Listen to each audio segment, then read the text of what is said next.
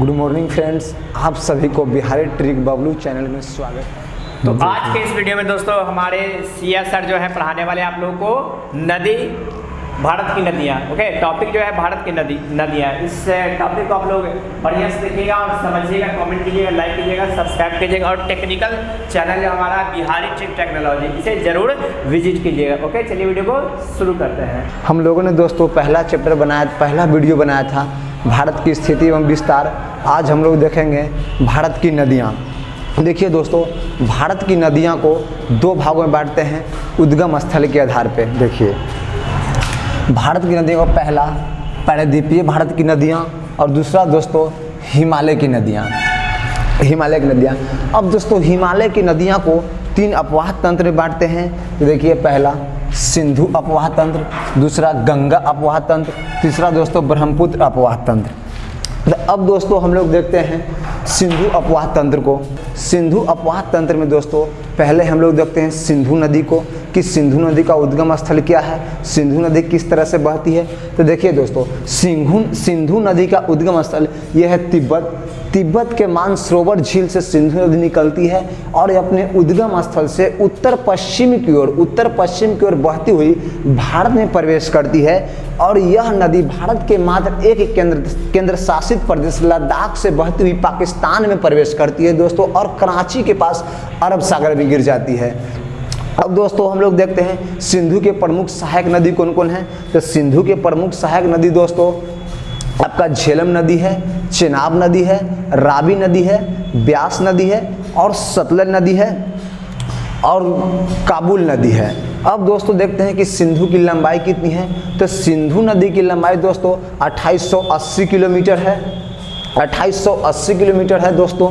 इस तरह से यहाँ लिख देते हैं 2880 किलोमीटर दोस्तों सिंधु नदी की लंबाई। अब दोस्तों थोड़ा आप लोग को बता देते हैं सिंधु नदी की लंबाई दोस्तों 2880 किलोमीटर है। अब दोस्तों सुने होंगे आप लोग कि सिंधु जल समझौता हुआ था, उसके बारे में थोड़ा दोस्तों आपको बता देते हैं। सिंधु जल समझौता वर्ष 1960 ईस्वी में हुआ था। इस समझौते के अनुसार यह कहा गया कि सिंधु जल के 80% जल का उपयोग पाकिस्तान करेगा और शेष 20% जल का उपयोग भारत करेगा। और दोस्तों इसी समझौते के अनुसार यह भी कहा गया कि झेलम, चेनाब, सिंधु इन तीन नदियों पर अधिकार पाकिस्तान का होगा और शेष रावी, ब्यास, सतलज इन तीन नदियों पर अधिकार भारत का होगा। इस तरह से दोस्तों हमने आपको भारत सिंधु नदी के बारे में सारी बातें बता दी। अब दोस्तों हम लोग देखते हैं चेनाब नदी। देखिए इस सिंधु का सहायक नदी है दोस्तों चेनाब नदी। देखिए आपको अभी दोस्तों मैप के माध्यम से दिखा रहे हैं, फिर आपको इधर हम डायग्राम के माध्यम से दिखाएंगे। और दोस्तों आप लोग से छोटा सा रिक्वेस्ट है कि कुछ बातें को आप लोग नोटबुक में नोट करते जाएं ताकि आप लोग को काम देगी। देखिए दोस्तों अब देखते हैं चेनाब नदी, झेलम नदी। देखिए दोस्तों झेलम नदी का उद्गम स्थल जम्मू कश्मीर के शेषनाग झील है। यह नदी जम्मू कश्मीर से बहती हुई पाकिस्तान में प्रवेश करती है और चेनाब नदी मिल जाती है। इसकी लंबाई 724 किलोमीटर है। इसकी लंबाई दोस्तों 724 किलोमीटर है। अब दोस्तों इस तरह से हम लोग देखते हैं चेनाब नदी। चेनाब नदी का दोस्तों उद्गम स्थल हिमाचल प्रदेश में है। चंद्रा और भागा दो सरिताओं को मिलने से चेनाब नदी बनती है। यह नदी हिमाचल प्रदेश और जम्मू कश्मीर से बहती हुई पाकिस्तान में प्रवेश करती है। देखिए दोस्तों यह नदी हिमाचल प्रदेश और जम्मू कश्मीर से बहती हुई पाकिस्तान में प्रवेश करती है दोस्तों। और ये इस तरह से मिठानकोट, देखिए ये जहाँ पे जो सिंधु मिलती है इस जगह का नाम है दोस्तों मिठानकोट, जो यहाँ पे लिखा हुआ है। इस तरह से यह सिंधु नदी चेनाब नदी मिठानकोट के पास सिंधु में मिल जाती है। इसकी लंबाई दोस्तों 1180 किलोमीटर है। अब दोस्तों हम लोग देखते हैं रावी नदी।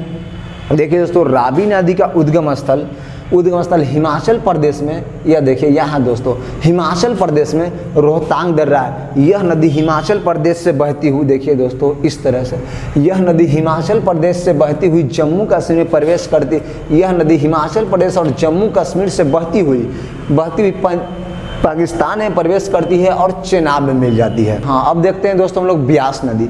ब्यास नदी का उद्गम स्थल दोस्तों हिमाचल प्रदेश में ब्यास कुंड है। यह नदी हिमाचल प्रदेश से बहती हुई पंजाब में प्रवेश करती है और पंजाब में यह सतलज में मिल जाती है। और दोस्तों जहाँ पे यह सतलज में मिलती है वहाँ पे हड़क्के बैराज बनाया गया है, हड़क्के बैराज बनाया, और इसी हड़क्के बैराज से इंदिरा गांधी नहर निकाली गई है। ठीक दोस्तों, अब हम लोग देखते हैं सतलज नदी। सतलज नदी का दोस्तों उद्गम स्थल तिब्बत में राकसताल है। यह नदी तिब्बत से बहती हुई सिपकिल्ला दर्रा को पार कर भारत में प्रवेश करती है। और यह नदी हिमाचल प्रदेश पंजाब से बहती हुई पाकिस्तान में इस तरह से दोस्तों प्रवेश करती है, पाकिस्तान में प्रवेश करती है और चेनाब में मिल जाती है। और दोस्तों ये सतलज नदी सिंधु की सबसे बड़ी सहायक नदी है। और ये दोस्तों चेनाब नदी सिंधु की सबसे बड़ी सहायक नदी है। और ये सतलज नदी सिंधु की सबसे लंबी सहायक नदी है। अब दोस्तों इस तरह से हम लोग फिगर मैप के माध्यम से नदी को देख लिए। अब दोस्तों हम आपको डायग्राम के माध्यम से दिखाते हैं कि इसकी लंबाई कितनी है, चौड़ाई कितनी है, जो इस तरह से बनाया हुआ। और दोस्तों आप लोग से ये छोटा सा रिक्वेस्ट है कि इस चैनल को लाइक करें, सब्सक्राइब करें और अपने दोस्तों को शेयर करें और इन सभी बातों को नोटबुक में नोट करते जाएं। देखिए दोस्तों, अब हम लोग सभी नदी को एक एक करके डायग्राम के माध्यम से देखते हैं। तो आइए दोस्तों, पहला हम लोग देखते हैं सिंधु नदी। देखिए दोस्तों, सिंधु नदी है। सिंधु नदी का उद्गम स्थल मानसरोवर झील है। इसकी लंबाई दोस्तों 2880 किलोमीटर है। अब दोस्तों दूसरा हम लोग देखते हैं झेलम नदी। झेलम नदी को देखते हैं दोस्तों। झेलम नदी का जम्मू कश्मीर में, झेलम नदी का उद्गम स्थल दोस्तों जम्मू कश्मीर में शेषनाग झील है। शेषनाग झील है, इसकी लंबाई दोस्तों 724 किलोमीटर है। और इस पर तुलबुल परियोजना और उड़ी परियोजना बनाया गया। यह दोस्तों दोनों परियोजना जम्मू कश्मीर में है, झेलम नदी पर है, तुलुल परियोजना और उड़ी परियोजना। अब दोस्तों हम लोग देखते हैं रावी नदी। रावी नदी, इस नदी का उद्गम स्थल हिमाचल प्रदेश में रोहतांग दर्रा है। इस नदी का उद्गम स्थल हिमाचल प्रदेश में रोहतांग दर्रा है। इसकी लंबाई दोस्तों 725 किलोमीटर है। और इस पे चमेरा परियोजना बनाया गया है दोस्तों। झेलम नदी, ये रावी नदी पे दोस्तों चमेरा परियोजना बनाया गया है। और दोस्तों आप लोग से छोटा सा एक रिक्वेस्ट है कि इस चैनल को सब्सक्राइब करें और लाइक करें, अपने दोस्तों को शेयर करें। और जो अगर आप लोग पढ़ते दोस्तों बोर हो गए हैं तो बिहारी ट्रिक बबलू टेक्नोलॉजी पर जाकर कुछ बातें को सीखें, टेक्निकल बातों को सीखें। अब देखिए दोस्तों, देखते हैं यहाँ। अब है दोस्तों हम लोग का ब्यास नदी। ब्यास नदी का उद्गम स्थल ब्यास कुंड है दोस्तों। यह भी हिमाचल प्रदेश में है। इसकी लंबाई दोस्तों 470 किलोमीटर है। इसकी लंबाई दोस्तों 470 किलोमीटर है। इस नदी पर पोंग परियोजना बनाया गया है दोस्तों। इस नदी पर पोंग परियोजना बनाया गया है। पोंग परियोजना बनाया। अब दोस्तों देखते हैं सतलज नदी। सतलज नदी को देखते हैं। सतलज नदी का उद्गम स्थल राकसताल है दोस्तों। सतलज नदी का उद्गम स्थल राकसताल है। इसकी लंबाई 1500 किलोमीटर है दोस्तों। इसकी लंबाई 1500 किलोमीटर है। इस पे दोस्तों भाखड़ा नांगल परियोजना बनाया गया है। इस पर भाखड़ा नांगल परियोजना बनाया गया है दोस्तों। यह परियोजना पंजाब में है, भाखड़ा नांगल परियोजना। अब दोस्तों हम लोग देखते हैं चेनाब नदी। चेनाब नदी का दोस्तों उद्गम स्थल हिमाचल प्रदेश में चंद्रा और भागा दो सरिताओं को मिलने से बनती है। हिमाचल प्रदेश में दोस्तों चंद्रा और भागा दो सरिताओं को मिलने से बनती है।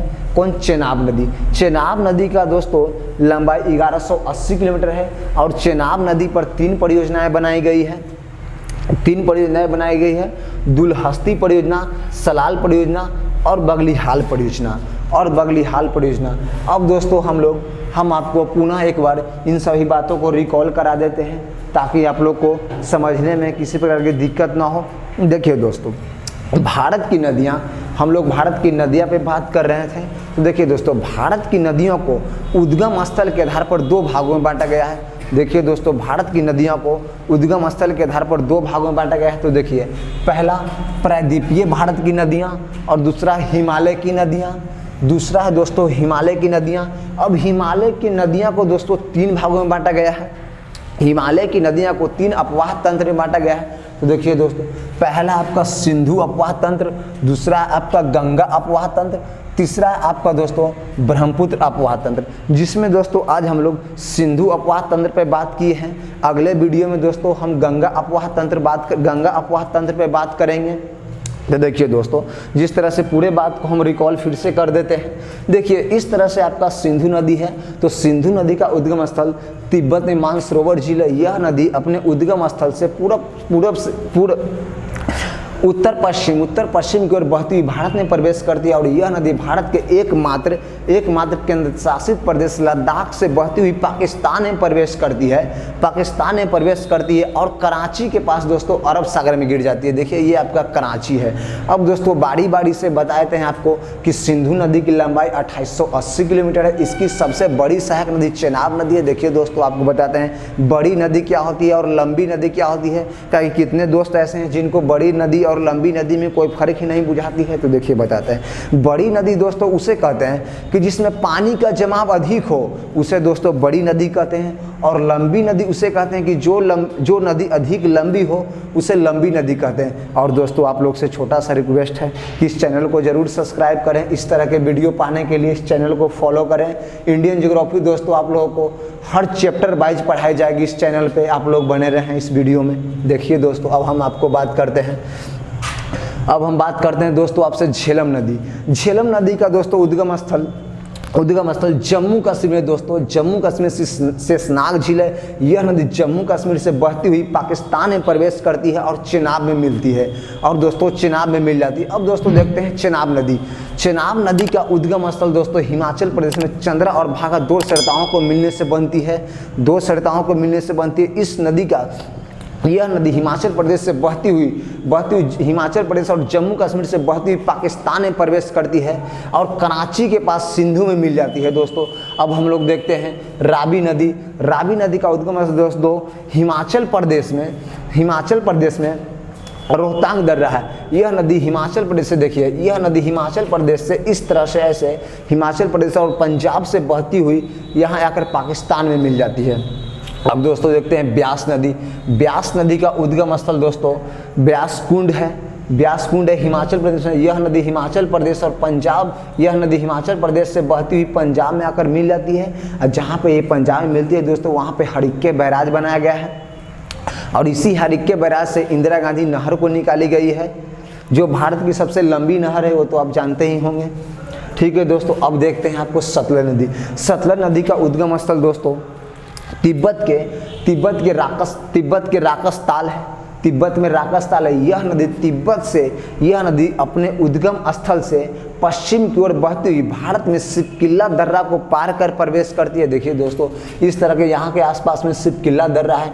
इस दर्रा को यह पार करके भारत के हिमाचल प्रदेश और पंजाब से बहती हुई पाकिस्तान में प्रवेश करती है और चेनाब में मिल जाती है। अब दोस्तों इस तरह से हम आपको समझा दिए पूरा। अब दोस्तों फिर से एक बार, और इन सभी बातों को आप लोग से रिक्वेस्ट है कि इन सभी बातों को नोटबुक में आप लोग नोट करें और लाइक करें इस वीडियो को, सब्सक्राइब करें चैनल को और शेयर करें अपने दोस्तों को। देखिए दोस्तों फिर से आपको डायग्राम के माध्यम से बता देते हैं। हाँ लेकिन दोस्तों एक बात और आप लोग समझ लीजिए, पूर्ववर्ती नदी और पूर्वगामी नदी आप लोग नहीं समझते हैं। बहुत से ऐसे दोस्त हैं जो नहीं समझते हैं कि पूर्ववर्ती नदी क्या होती है और पूर्वगामी नदी क्या होती है। तो देखिए दोस्तों पूर्ववर्ती नदी किसे कहते हैं? वैसी नदी जो हिमालय की उत्पत्ति के पूर्व से बहते आ रही है, उससे पूर्ववर्ती या पूर्वगामी नदी कहते हैं। ठीक है दोस्तों, अब आप लोग को डायग्राम के माध्यम से फिर से बता देते हैं। देखिए दोस्तों पहला है आपका सिंधु नदी। इसका उद्गम स्थल दोस्तों तिब्बत में मानसरोवर झील है। इसकी लंबाई 2880 किलोमीटर है दोस्तों। अब दूसरा है दोस्तों आपका झेलम नदी का उद्गम स्थल जम्मू कश्मीर में शेषनाग झील है। झेलम नदी का उद्गम स्थल दोस्तों जम्मू कश्मीर में शेषनाग झील है और इसकी लंबाई 724 किलोमीटर है और इस पर तुलबुल परियोजना और उड़ी परियोजना बनाई गई है। यह दोनों परियोजना जम्मू कश्मीर में है दोस्तों। अब हम लोग बात करते हैं रावी नदी पे। रावी नदी का उद्गम स्थल दोस्तों रोहतांग दर्रा है। रोहतांग दर्रा यह हिमाचल प्रदेश में है। इसकी लंबाई 725 किलोमीटर है और इस नदी पर चमेरा परियोजना बनाई गई है। ठीक है दोस्तों, अब देखते हैं ब्यास नदी। ब्यास नदी का उद्गम स्थल हिमाचल प्रदेश में ब्यास कुंड है। इसकी लंबाई 470 किलोमीटर है और इस पर पोंग परियोजना बनाई गई है। ठीक, अब देखते हैं सतलज नदी। सतलज नदी का उद्गम स्थल राकसताल है। इसकी लंबाई 1500 किलोमीटर है। इस पे भाखड़ा नांगल परियोजना बनाई गई है। अब देखते हैं चेनाब नदी। चेनाब नदी, चेनाब नदी का उद्गम स्थल ये दोस्तों देखिए, ये दो नदियों के मिलने से बनती है, चंद्रा और भागा। देखिए दोस्तों, नदी का पर्यायवाची शब्द ही होता है सरिता। देखिए सरिता बार बार बोल रहे हैं तो आप लोग समझिएगा कि नदी ही करें, तो चंद्रा और भागा जो एक छोटी सी दो नदी है यहाँ हिमाचल प्रदेश में, जो इन दोनों को मिलने से ये बनती है चेनाब नदी।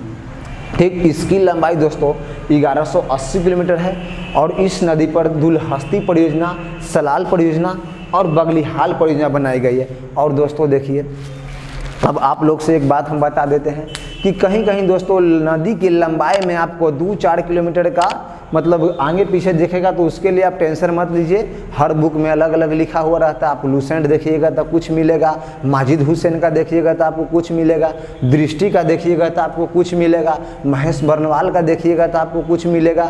तो इस तरह से दोस्तों घबराइए नहीं, जो हम लिखे हैं वो सही ही लिखे हैं, जो मान्य है एग्जाम में उसी को हम लिखे हैं। तो दोस्तों इस तरह से हम वीडियो को समाप्त करते हैं और दोस्तों जल्द ही आप लोग के बीच अगले वीडियो लेकर आएंगे गंगा अपवाह तंत्र पर दोस्तों, जिसमें आप लोग को गंगा और गंगा की सहायक नदियों के बारे में बतलाएंगे और गंगा नदी सब की जितनी सहायक पे कौन सी परियोजना है, क्या है, उन सभी बातों को बताएंगे। और दोस्तों हम पिछले वीडियो में आप लोग से पूछे थे कि 8वां देश कौन सा है, आप लोग को बताते हैं दोस्तों, आप लोग कमेंट में नहीं बता पाए। 8वां देश दोस्तों आपका अर्जेंटीना है। हाँ दोस्तों, तो आज भी आप लोग से एक प्रश्न करते हैं कि विश्व की सबसे बड़ी नदी गार्ड कौन सी नदी गार्ड है, वो आप लोग कमेंट में बताएं। और एक प्रश्न आओ आप लोग से करते हैं दोस्तों कि विश्व की सबसे बड़ी नदी द्वीप कौन सी है, वो आप भी बताइएगा दोस्तों कमेंट में, नहीं तो हम आपको अगले वीडियो में ज़रूर बताएंगे। हम लोग पुनः आपको अगले वीडियो में मिलेंगे।